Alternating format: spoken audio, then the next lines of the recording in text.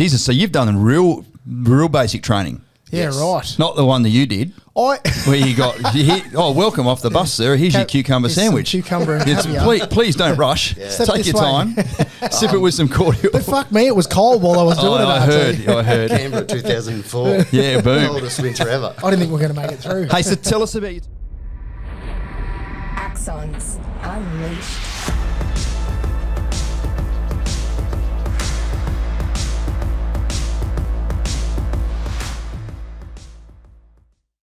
G'day everyone, welcome to another episode of Axons Unleashed. We've got a great special guest with us here today, Luke, one of your really, really good mates. And we just discovered just outside the studio here that old mate doesn't even fucking remember me from Duntroon. Well, he does now, put it that way. I think that's the first person to ever go through the college, mate, while you were there that doesn't remember you. Benny Evans, welcome to Axons Unleashed, brother. Good to see you. Thanks for having me. Welcome, mate. All right, what's going on? So you're living down here on the Goldie? Yep. Veteran, yep. 2018. Moved up here, just been living pretty much here ever since. Nice. As soon as the wife got her roots down here, she wasn't going to move. Yeah, we were talking sort of off camera before. You grew up in Melbourne, had to go back to Melbourne, didn't like that sort of, yeah. I fought so hard with Dockham to get to Melbourne, as you do. And then as soon as I got there, I was like, this is the worst decision I've ever made. And then spent 5 years trying to get out. So in broad terms, ladies and gents, Benny's a very accomplished Armoured Corp Officer, then did his sort of CTMC and did all that sort of hard math stuff and passed that course and went down to the capability development space. Obviously transitioned now as a veteran, working with a lot of young youth down here in the Gold Coast, and I understand you're training to be a high school teacher. Yes. How good. So, mate, plenty of things to come out of this story. Strap yourselves in for this one. Don't put your strapping on. Leave it on if you've already got it. But we're going to have a cracking podcast. All right, away we go. Let's take us back, Benny, to the point where you were, in Melbourne. You're growing up. Let's talk about your childhood, mate, and sort of what that was like. Yeah, right. So not a super remarkable childhood. I was one of 4 boys. Dad was a psychiatrist. Mum's a nurse. So pretty academic family that was important to them. And yeah, I didn't have any military in my family. I think obviously the grandparents had their time in the war, which wasn't really mentioned, but there was no known people serving. I didn't know a single person who'd ever served in the military. It's a common theme, eh? My grandparents were in the war as well, and I had zero idea they were even in the army until I joined the army, and then by then they'd already passed away. So there's a generational knowledge gap there, sans the Borneo Vietnam era, of which not everyone was involved in. But yeah, it's a pretty common thread. Yeah, it is, and same story for me as well, mate. Like I had no military history other than the great grandparent that was in the war as well. So exactly the same. It's a fairly common thread, I think, across most generations. Fast forward 30 years, be like, one of my grandparents was in the war. They're like, which war? The fucking Afghanistan war. That'll be the war that people are talking about, and hopefully that's the only war they talk about, quite frankly. So, mate, back there then, if there were did you know from a young age, like were you out sort of playing in the backyard, doing that sort of stuff? Did you know from a young age that you wanted to be a part of the military, or was that something you came? I wanted to be probably one of those service industry kind of uniformed industry. So I kind of had my heart set on police. Yep, bus driver was up there. Police, fireys, ambos. Okay.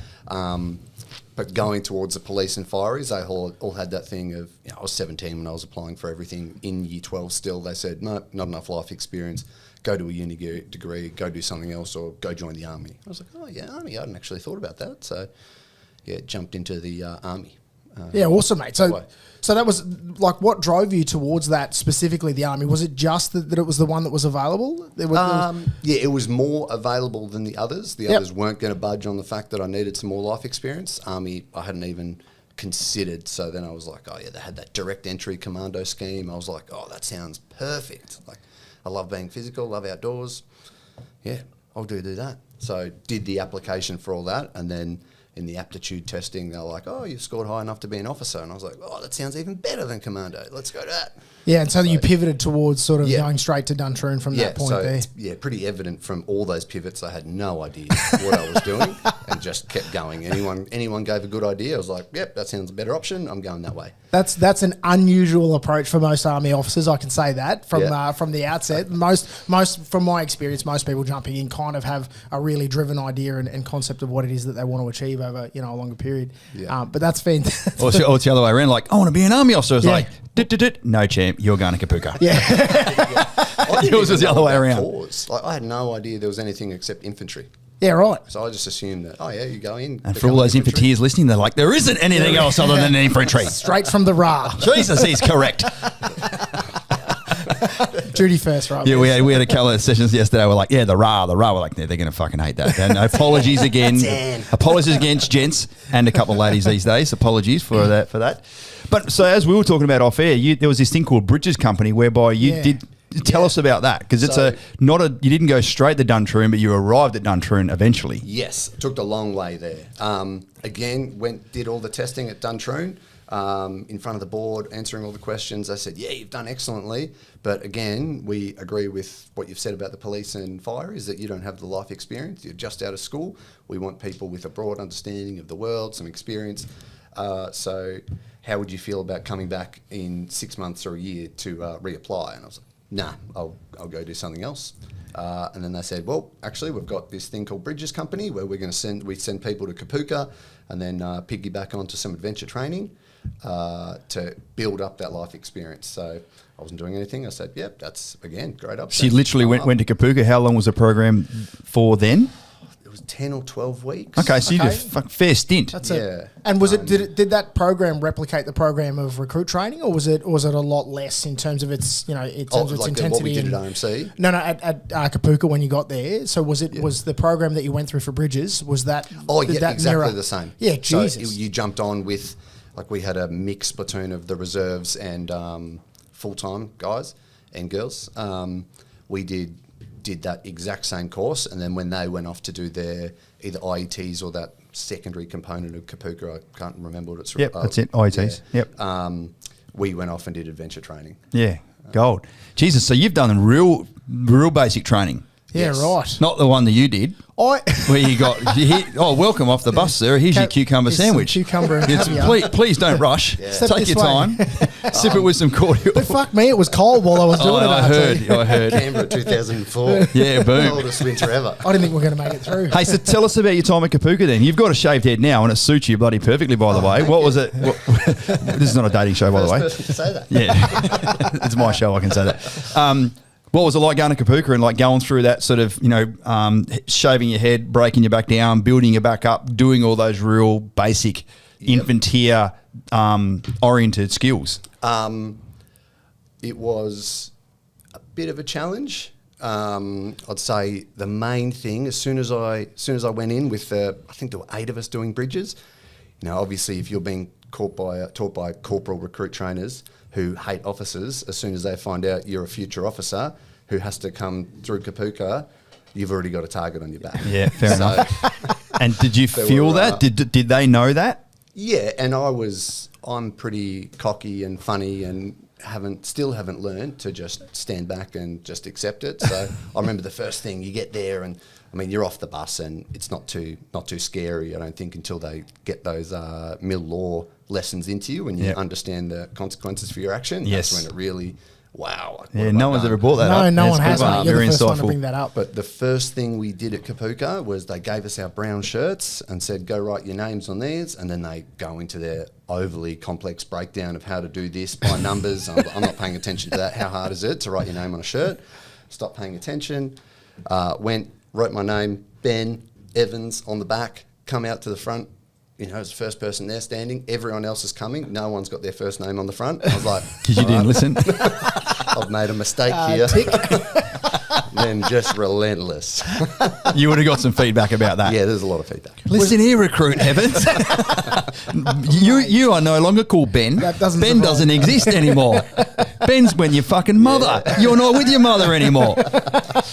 Mate, was there one point going through that training where it was kind of like it clicked into gear for you, where you felt like, holy shit, I'm actually, other than the mill law, of course, where you feel the consequences of the weight of the consequences, but more so over like how you feel about yourself being in the military? Was it during that course or later in your career where you felt like, fuck, I am a part of the military, I'm a part of the army? Yeah. I'd probably say afterwards, you really became a part of the army. I guess during that Kapooka time when they're breaking you back down, you just rely on a close friendship. Like I had Bondi at the time, one of our other mates. We were... He's probably cocky and funny too. Yeah, he is. But anyway. It's loose. Yeah, good. Let's get him on here. Probably not. Let's get it. you just rely so heavily on those close friendships, and then going through that struggle, you're just so caught up in that mateship that Yep. you had that aspect of, oh, this is what the military's about, like close friendship with people while you're going through a struggle. But then I guess as you progressed on, probably around Duntroon time was when I actually understood the weight of, oh yeah, this is the military, this is a leadership position, this is what like we're going to be accountable, responsible for. It would have been really unusual because a lot of diggers go through Kapooka. They spend 3 or 4 years in the military. They're like, fuck this, I want to be an officer one day. And then they go back and go put themselves through Duntroon. But Kapooka was a distant memory. Yeah. You would have went Kapooka, did a bit of abseiling, and you're fucking straight into third class doing Kapooka all over again. Yeah. And the Kapooka in third class, that, what is it, 6 weeks or so? Months. It's The first bit out. Yes. Yeah, the cold, Jura, coldest in 2004. Yep. Ours wasn't quite that cold. Yeah.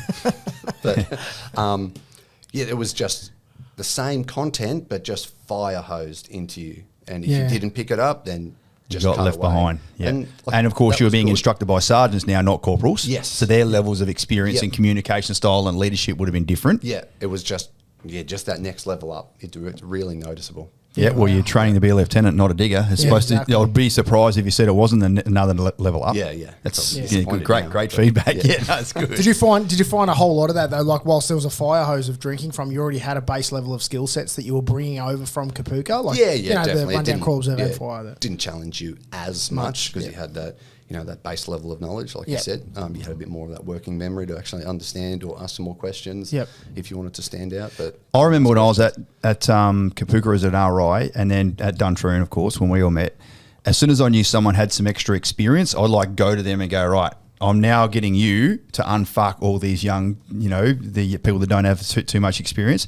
When the senior NCOs that were doing that sort of first 6 weeks of third class there, did they know that you were part of Bridges Company, you'd been to Kapooka, and they're like, now I know why you're picking things up quicker? And did they rely on you to sort of show a bit of leadership? They probably did, but then the peer group, because obviously you have the actual soldiers who've gone through for several years in the military as a digger, come to that point in their lives like, no, I want to be an officer. They've come across. There's that big disconnect between you just did 4 weeks or 8 weeks at Kapooka in Bridges Company, you loser, shut up.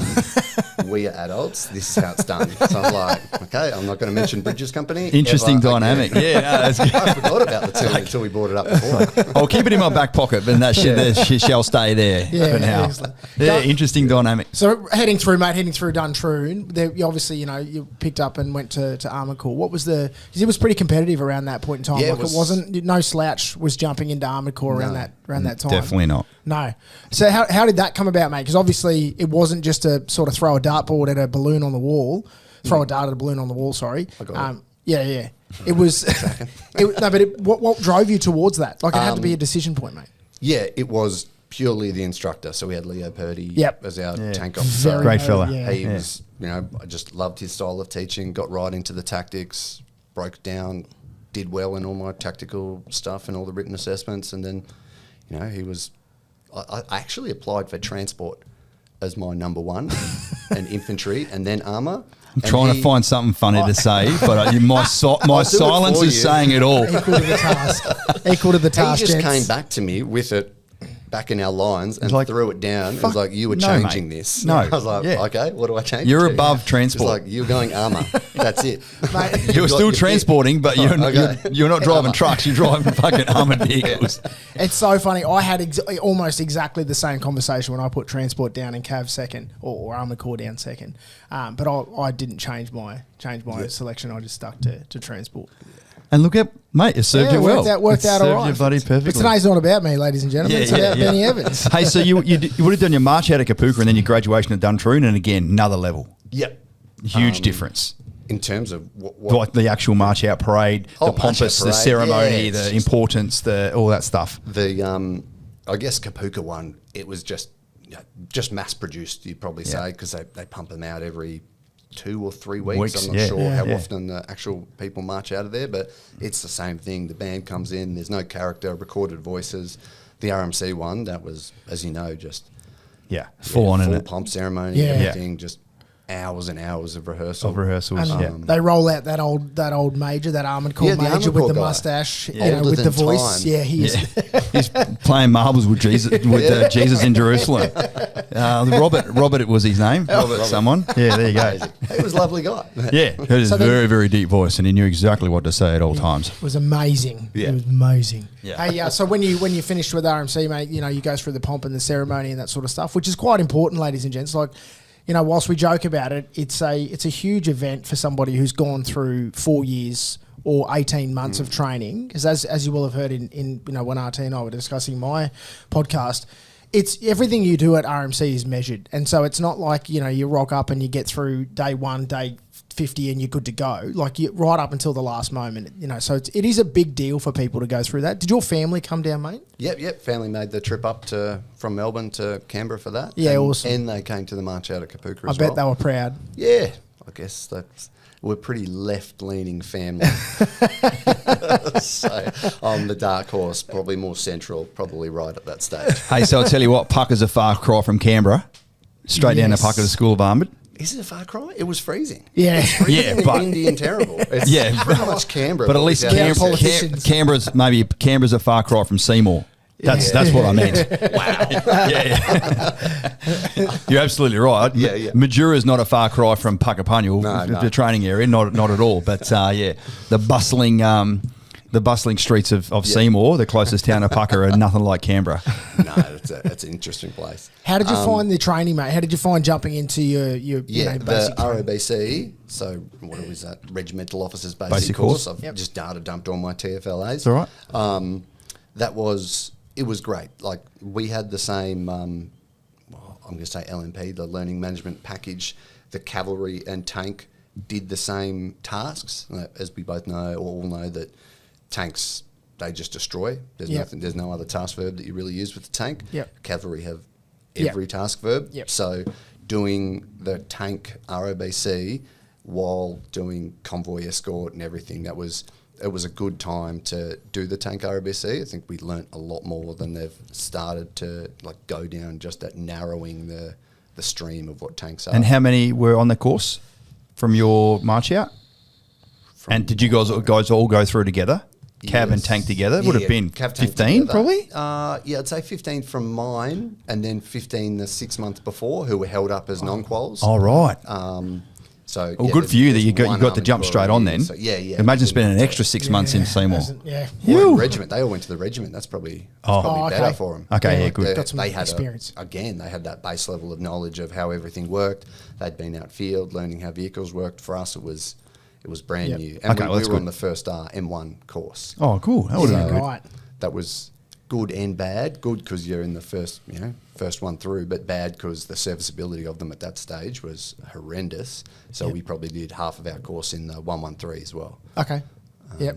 And how was the training comparative to what were the detriment of what was the detriment in that in doing it in the M113s? I don't think I'd say there was no detriment. The manoeuvre bit would have been the same. Yeah, that's you just don't have a fucking big gun and you don't blow, you don't destroy. Yeah. Exactly. You can't get through as much stuff. Yeah, very true. Very the true. trees that you don't run over are smaller. Yeah. Exactly. Did you have a preference as far as where you wanted to go? Well, again, Purdy, he said tank. I was like, okay, yes sir, I'm going tank. Right. And then went to tank. Right. And then straight to one armoured, and then probably realised maybe I should have gone cavalry. There's a few different options there. Anyway, there's only one option for you when you go on tanks. You're either up one armoured or back at the school. Yeah. Now, over that period, mate, obviously, as RT said right back at the start, you didn't stay in armoured the whole time. So there's a transition period. What was the indicator for you that you weren't necessarily going to stick around in Armoured Corps for your entire career? I guess I'd done everything I wanted to. I said to myself, I want to lead troops on operations. Yep. I kind of didn't really care what corps that was or what capacity. So went over. We first met, well, not first met, but we eventually met again. Yeah, as adults, as opposed to instructor and trainee. Was SOTG 15, and that was in the Bushmasters when we'd come from B34. Yep. And that was my okay, this is all I've ever wanted to do, was in the mainstream army. What do I want to do next? And it was either go back and, try and become a OC of a tank regiment, and then you're not going to get deployed as the OC of a tank regiment. We're not going to deploy tanks in that kind of capacity. So I'm like, well, where else can I pivot to? And then I made that kind of mental choice first. I'm going to pivot to SF, failed some of the medicals for that. I was like, okay, well, what else is there in defence? And I was like, oh, wow, they'll pay for me to do a master's in gold management or capability. It's like, good. Let's go back a step quickly. What was it like when, so with that SOTG trip we did, was that your first deployment? Yes. And what was that like when you're like, the balloon went up with your name on it going, you're now going to go over and be the sort of the troop commander for the P&Vs over there? That was fantastic. Like, you couldn't ask for a better one with those SOTG. So going over with, I think it was MTF4 at the same time, whatever one it was, like the rest of the regiment went with them. And I got to take my troop just to the SOTG side. And inside the fancy compound. Fancy with the good food a lot and more freedom. As soon as the helicopters came for the SF guys, they were like, oh, well, Ben, we don't need you. So what do you want to do? It's like, can I just go down to the border and run a convoy or VCP? And they're something? Like, Go nuts. Like, really? Sick. So I just go out by myself and play around, and then come back and did some liaison work with the chief of police and the governor of Uruzgan. So that was really good on you, mate. I'm glad you had the opportunity of doing that. Like to go on operations within the conventional force and then go on operations with an SOTG is just worlds apart again. So I'm glad you had that experience under your belt. Yeah, mate. So nice. That's awesome, mate. Thanks for sharing that. Now transitioning into your sort of the pivot point in your career, because I know it did take up the larger part of the back end of your career. Going through CTMC, was that a challenge, or was it something you sort of fell into and because you are a pretty clever guy when it comes to opening and closing books? Yes. I guess the parts that people struggle with are the maths component. Yep. And I love maths geekily. I'm trying to be a maths high school teacher, so it probably says that I love maths. So I didn't struggle with the maths at all. I think on our one, I was saying before the show that they did the screening test on day one of CTMC, and probably shouldn't say it, but two of us passed the maths test. Two Army guys passed the maths test. Everyone in Navy and everyone in Air Force, and the 3 public servants we had on there all passed. So there was an enormous cohort of the Army officers who just didn't have that base level skill. It was probably, you'd call it maths A in Queensland, that, rearranging algebra. It was like complex rearranging, but nothing too crazy. And even if you did it at school and you fell through, like you got through enough, that's better started 10, 12 years ago. It's the skill fade with that is huge. Yep. And like clearly it's a natural ability that you have, and that's amazing for us to be able to harness and grow and foster those natural abilities. So it's the right fit for you. Yeah. And you can't fault the course. It was fantastic. You got to deep dive in your different subject areas. We had trips overseas to defence industry partners. It was. Anything of note we'll pass on there? What was your best overseas trip? Best overseas. Or your worst one? I don't care. Just tell me a good story. It can be R-rated if you like. R-rated. It's fine. No R-rated. We just went Sweden. Why is there no fucking R-rated stories from Sweden? Because my wife might listen to the podcast. I didn't say you were involved. You could have just told a story about someone else. Backtrack. So for those of you listening, ladies and gents, when you go through and do the course that Benny's referring to, it's a complete career change. So it's not just like you're doing another job inside of defence where you're wearing the same hat badge and you're sort of still Armoured Corps. You completely change over your career management stream. And so it's kind of like, it's almost a commitment without an opportunity to go back. So you've made that full-on decision, and you know what your future looks like, and it's not in the combat army anymore. Yeah, you are straight out of that into the capabilities. What year are we talking now? I'm going to say I think I did in 2012. No, I'll say 2013. 2013, so 2014 was my first year out. 18 months after we got back from our trip. Yeah. Because that's when they were bringing in the pathways. Yep. So you had the training pathway, the leadership pathway, the capability development pathway. I think there's another couple there that were just by the by. But I knew that's when they were really, IE pathway, that's when they were really sort of bringing in, like, again, bringing people's natural talents to the fore and go, you're never going to be a CEO for somewhere, but you are fucking awesome at training people. Yep. You're going to go the training pathway, for instance, or the natural ability you had. Yeah. And it's good when they do it like that. You find that a lot of people will do the opposite and say, hey, I'm not, I'm in the C team in command leadership stream, so the normal combat army stream. I'm in the C team here. I'm going to jump over and try and get in the A team. And you're like, Yeah. well, no, you're in the C team there. You're probably going to be in the C team here. And then you get a lot of probably dead weight going into that capability. Yeah. stream, That's to be surprise. honest. That really surprises me, mate. Like, because I would have thought that people would chase that as a career motivator for somebody. Like, you know, if you're not necessarily, you know, a great hand at being the leader in army, which is the crux of almost every job that you do in the army in the mainstream, then I would have thought that there would be an opportunity available for people to shine in another area. Yeah. I guess that they kind of want to capture you post subunit command for any of those Okay. streaming points. So Got it. I crept in early. I was like, no, I've got no interest at all Yeah. being a squadron commander or anything. I just want to go down this stream. Yep. So I was able to do it as, I'm going to say mid-level captain, which Yep. is normally mid-level major. Yeah, it so is. we were the myself and one of my other guys in the cohort, two most junior people on the course. But no one would have cared about that on the course. No, First they name don't basis, care. all that stuff. Everyone's first name with the instructors, everything was, Yeah, Now, gold. when you came out the back of that, mate, did you notice that that your world had shifted from away from being, you know, a part of the combat, you know, that acute facing, you know, that combat focused army and, you know, winning the land battle, which was the mission statement at the time, now to you know, Cap I didn't know Dev. that. Yeah, I didn't you know are. what the mission statement was. Do you know? You don't need to. I don't need to because he does. We can all pretend now. Yeah. It was like, yep. Yeah. I am. Did you notice the world shift, like just the shift in behaviours and the shift in demeanour in people, the shift in sort of mission focus, you know, because you're moving away from a combat, you know, when we're you know, balls deep in a couple of conflicts at that point in time.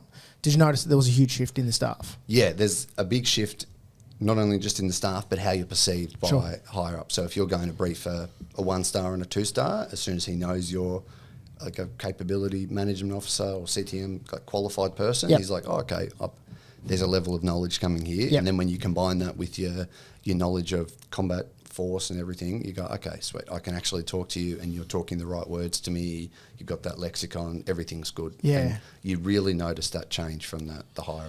Can you just give us a summary for those that don't know? When you move into the capability space, what does that mean? What do you work on? Who are you? What are you doing? Yep. Okay. So when I did it, we had DMO, so Defence Materiel Organisation, who buy all the equipment, and we had the Capability Development Group, who were the people who came up with the missions or the statements for what we needed. So they looked ahead 20 years and say, hey, there's a gap in. We'll use subs because that's come up. Not that I worked on subs. But they're like, oh, our subs are failing. There's going to be a period of time here where these subs are no longer suitable. We need to start thinking about new subs. So that capability development group got all those requirements up, worked with the head of Navy at that time, but you know we're working head of Army, come up with options of what you want to buy. You pass that to DMO, and then DMO as the acquisition agency go out and start sorting that out. So they're split again into the side of it who are down selecting equipment and then the side who are doing the acquisition. And that's probably more reflective now because they've changed their name, like everyone in Army does, to Capability, CASG, so Capability Acquisition and Sustainment Group. So it kind of touches on their three functions of that CASG now. So in summary, huge fucking budgets, huge levels of responsibility, huge levels of foresight to see what's, you know, what is the battle over the horizon, because it's not just a case of sort of throwing, as I said before, throwing a dart at a balloon on a wall. Yeah. It's a pretty important gig, man. Yeah. And depending on where you stream down there, you have more of an impact, I feel. So I worked on a couple of the big projects, but I really started specialising and did another master's in test and evaluation. So that wasn't a big component of the capability life cycle until the first principles review in, I'm going to say 2015 or 16, where it was mandated that no, we have to have a test and evaluation strategy and test and evaluation evidence on every one of our acquisitions. Yep. So I just, by chance, again, because it's maths heavy, went down the path of doing that systems engineering masters, the test and evaluation masters. And then there were probably 3 of us in Army who were qualified to be test and evaluation officers. So I'm loving this. I'm seeing a different personality. You've gone from the cocky, funny guy into like work mode, man. and it's did like, I? fuck. Damn it, I didn't like doing No, this. it's gold. I It's wanna be gold. the cocky guy. No. I'm really getting to listen to the Yeah. way you articulate, the way you speak, and just like I can just feel the depth of knowledge that you've got. Yeah. And it's really, really interesting to hear because you're going to use this now as we sort of start to break into transition, I suppose. Yeah, absolutely. All those things that you've been doing in the military are now going to serve you well going forward. Yeah. The job in CASG, man, like it's a huge job, like I said, but it's thankless. So no matter how well you do it, no matter how polished the product is that you bring out, someone is going to say that you fucked it up. Oh, yeah, 100%. Every single time. Because there's been so many other failed projects, Yes, quite exactly. frankly. That's Yeah. the reason why. Yeah.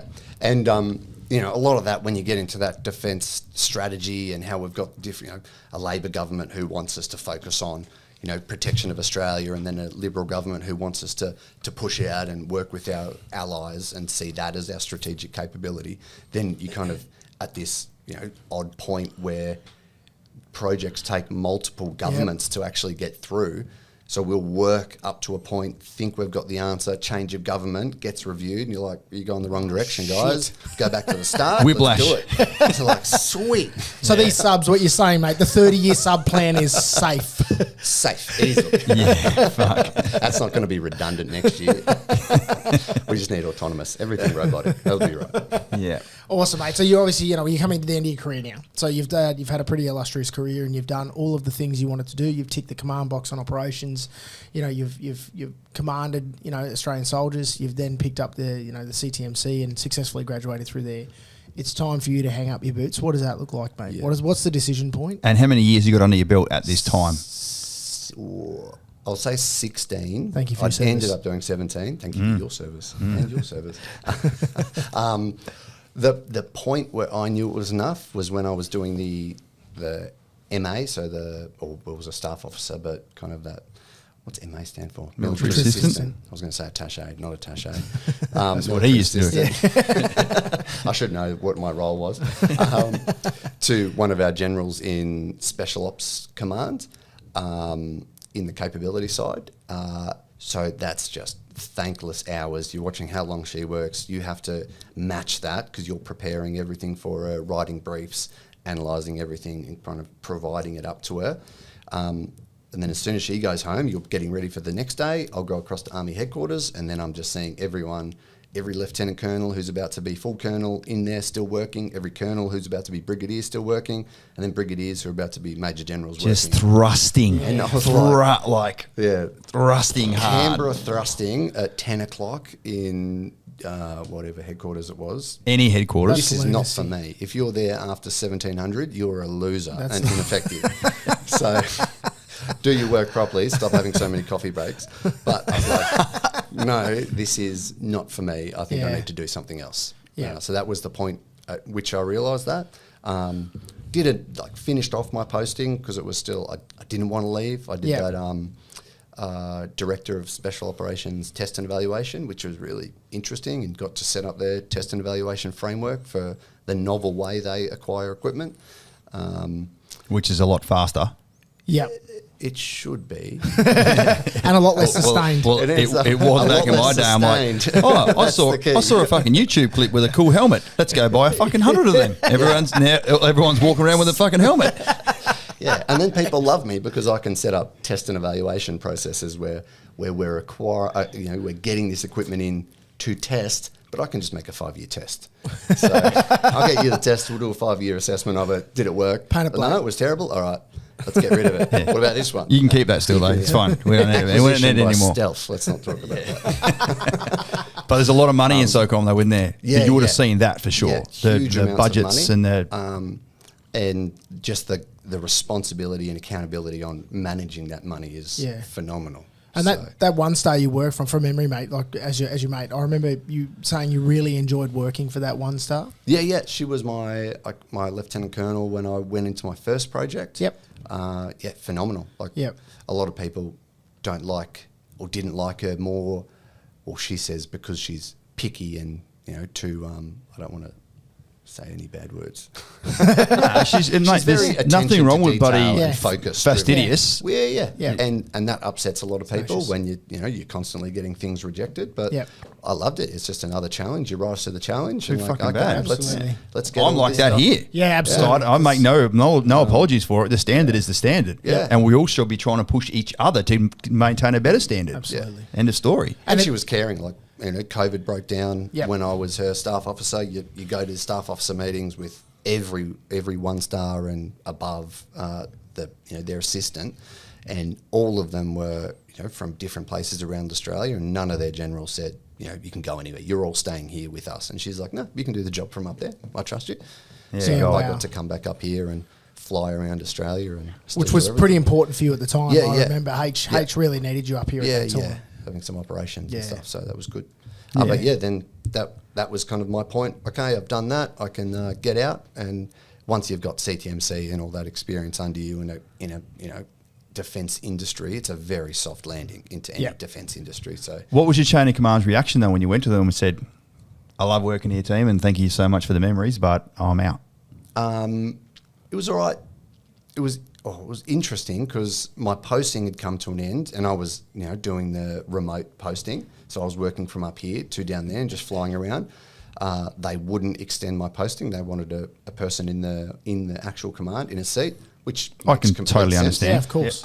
So I handed that in and said, "Yep, I'm getting out because you won't let me extend the posting." And the first response was, "Will you come back as a contractor here?" I was like, "Okay," and then kind of had to go off and think about that. Right. The answer was no. Yeah. But yeah, they were real supportive. Yeah. Yeah, They good. understood Good to it's hear. time to go. Like Yeah, that's you the can't intro I fault want. anyone. Yeah. Mate, it goes- One's transition story is a Yeah. transition story, but ultimately I'm prodding because I'm like, hopefully it was a good one. Yeah. Yeah. So- No, definitely. There's nothing wrong with the transition. And this is one of the things that breaks my heart, mate, is I had inside, won't go too much into mine, but the green support that I had was absolutely fucking fantastic. It was, and I know that Benny, and that's why I was probing before, I know that he had a very positive experience from the green side of the support of transitioning. Mentoring some of our younger mates, who are in lower ranked positions, they don't have the same experience. And that's one of the things that really breaks my heart of people going through, because that the taste that leaves in your mouth when you transition out of defence can have a lasting effect if it's not as supportive as they perhaps can make it. Yeah. And I guess it relies a lot on, like you've said, on your chain of command. Yeah. And we're kind of a little bit better off because we've read that policy before. Yep. We understand the policy. Yep. We know that policy isn't super prescriptive. It kind of leaves some room Yep. to move around in. So once you've got that knowledge and you can pass that to your chain and work around it, or within it, I should say, it's great for us. But then, these younger officers who might have junior lieutenants in there who've no understanding of the policy or how to read around it, that's a lot harder for the people we've been chatting to. So if there's any decision makers out there listening to Axon's Unleashed, take care of your fucking diggers. Yes, please. And read the policy yourself Yeah, and exactly. understand what that left and right of arc can Yeah. be. Yeah, absolutely. Because like you said, it's not about working around the policy, it's working within. Yep. Yep. Policy is a guide. Yep. Unless it's a directive where it's very particular. You can do this, like it's prescriptive. Yeah. Constraints are in place. Yeah. Mate, what are you doing now? All right, so I'll probably have to backtrack a tiny bit more. Got out, went into defence industry for a year, still did that test and evaluation, working for a company just in Brisbane, in the good defence industry, good defence veteran-owned business. Good. EPE, Explosive Protective Equipment. They're fantastic. Good to hear. That was, working with them more in their UAV and counter UAV areas, and then some of their robotics, and helping them getting on to the test and evaluation journey. But realised that it wasn't just the defence side that I didn't want to really do. It was probably that whole defence industry. My values changed a bit. I'd done everything I wanted. I want to go off in a new direction. Yep. So left them, again, on fantastic terms. I still chat to them and I'm happy to go up and do days for them whenever they need. Awesome. But I am studying to become a high school teacher. Man. So just That's- at Griffith, had to go back to bachelor level. So I've got 2 masters. And Queensland Teachers College won't let you become a teacher unless you've got a bachelor. Oh, So Jesus. I got onto the Masters of Teaching at Griffith, and then I got vetoed by the Queensland College of Teachers saying, no, you need to do a bachelor. So Just fucking Benny. I know. Awesome. I know. Just go and do it. Just do it. yeah. So I So what does that entail? argued, and now I've just put up with it. So what, like bachelor? literally just going back to the start. Yeah, so of, it's 3.5 years. like teaching principle. Oh wow, Yeah, 3.5 years investment. So just started. I'm on there with, there's a mix of people. I'm definitely one of the eldest, but there's 17-year-olds just out of school wanting to become teachers. We're all grouped together at the moment. So you do like a common couple of trimesters or a common year, and then you'll branch off into your early childhood development, middle schooling or secondary schooling, and then you just choose disciplines appropriate to that. Like, it just keeps branching out. But yeah, at the moment, just all together doing Mate, basic. It's great. There's some pretty diverse career options there. So, destroy being the task verb, probably acquire being the second one, and then teach being the third one. What drove you down the path, mate, to want to be a teacher? Like, it is a hugely respected, it's something that I respect greatly about you, the fact that you've chosen to go back to do service before self in teaching. But what is it that drives you towards it? Well, a lot of it, I think, will just stem from, when I looked back, not at the time, but say when I'm joining the military, I didn't know why I wanted to join. But as I went through, I was like, okay, I think I want to be here because I think a country worth fighting for, or country worth living in, is a country worth fighting for. So I love that. I'll go towards the military on this. And then after that ended, you still love the country, want to serve. I was like, what's the best way to serve? What are some common issues that are coming? And I think we've got, especially on the Gold Coast, a lot of youth who are detached from schooling, not turning up to school, and then kind of pivoting towards not just crime, but disruptive kind of social behaviours. And I was like, well, how do I have an impact on that? Okay. I was like, do I want to go into some of those social support areas and work just with children at that old age? I was like, no, I probably want to work with them when they're younger, so they don't even pivot towards there. And just naturally kind of thought, schooling, like, I love schooling. I wasn't great at school when I was younger. It took a while to actually get the bug to study and for things to click. And I was like, wow, if I can help someone like on that education journey early up, I think that'll be really rewarding for me and an ability to shape them. We both talked about this before, about the influence that the important influence that a teacher can have on somebody, like for myself and you, RT, I remember you mentioning too, mate, on the pivot point at our life. There was a lot of influence that sort of but a lot of influence that supported that pivot point towards us, the positive side of achieving things and sort of selecting that pathway. So, mate, if you can change the life of one child, like one kid, it's worth it, right? That's it.